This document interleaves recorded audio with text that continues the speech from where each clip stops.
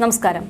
ഗതാഗത മന്ത്രി ഗണേഷ് കുമാർ നടപ്പാക്കാൻ ലക്ഷ്യമിട്ട ഡ്രൈവിംഗ് ടെസ്റ്റ് പരിഷ്കാരം തടയുമെന്ന് പ്രഖ്യാപിച്ചു ഇടതു സംഘടന.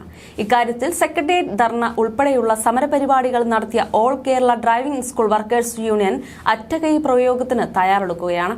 അതേസമയം ടെസ്റ്റ് കർക്കശമാക്കിയതോടെ അടുത്ത ദിവസങ്ങളിൽ അധികം പേർ ഡ്രൈവിംഗ് ടെസ്റ്റിന് ഹാജരാകുന്നില്ല. കോലാഹലങ്ങളൊക്കെ അടങ്ങിയ ശേഷം ലൈസൻസ് എടുത്താൽ മതിയെന്ന് നിശ്ചയിച്ച് പലരും മാറി നിൽക്കുകയാണ്. ഡ്രൈവിംഗ് ടെസ്റ്റ് പരിഷ്കാരം മൂലം CPM-ഉം ഘടകകക്ഷിയായ കേരള കോൺഗ്രസ് ബിയും നേരിട്ടുള്ള ഏറ്റുമുട്ടലിലേക്ക് നീങ്ങുന്ന നിലയിലായി കാര്യങ്ങൾ. ഈ സാഹചര്യത്തിൽ സംഘർഷം ഒഴിവാക്കാനായി ചില ഇളവുകൾക്ക് ഗതാഗത വകുപ്പ് തയ്യാറായിട്ടുണ്ട്. റോഡ് ടെസ്റ്റിന് ശേഷമായിരിക്കും ഇനി ടെസ്റ്റ് നടത്തുക. റോഡ് ടെസ്റ്റിലും മാറ്റം വരുത്തും. പ്രതിദിനം നടത്തുന്ന ടെസ്റ്റുകളുടെ എണ്ണം 60 നിജപ്പെടുത്തി. ടെസ്റ്റ് ഗ്രൗണ്ടുകളുടെ നിർമ്മാണം വിചാരിച്ച രീതിയിൽ നടക്കാത്ത സാഹചര്യത്തിലാണ് ഈ ഇളവുകൾ പ്രഖ്യാപിച്ചിട്ടുള്ളത്.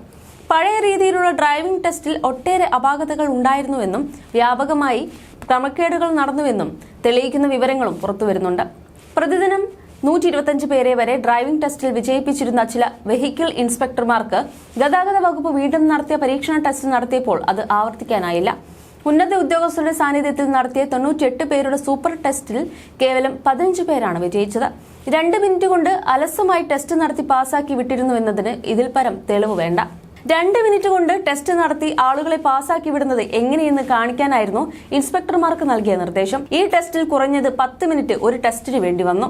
മോട്ടോർ വെഹിക്കിൾ ഇൻസ്പെക്ടർമാരെ ശിക്ഷിക്കാനല്ല സൂപ്പർ ടെസ്റ്റ് നടത്തുന്നതെന്ന് ഗതാഗത വകുപ്പ് വ്യക്തമാക്കിയിട്ടുണ്ട്.